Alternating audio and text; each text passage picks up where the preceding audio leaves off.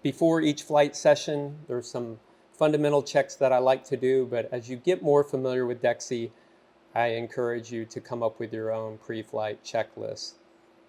One of the most important things I do is always check my current battery state, make sure that I have a full charge. If not, I'll know what to expect when I fly.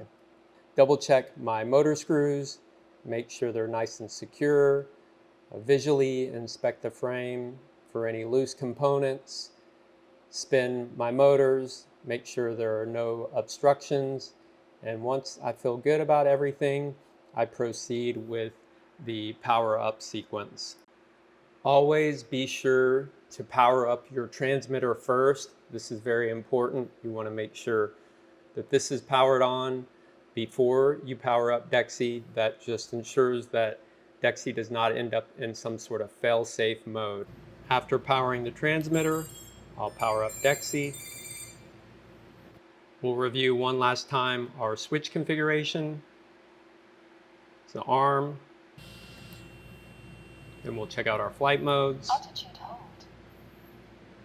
Position hold. Flight mode stabilize. And finally, I'll arm and then test the kill switch.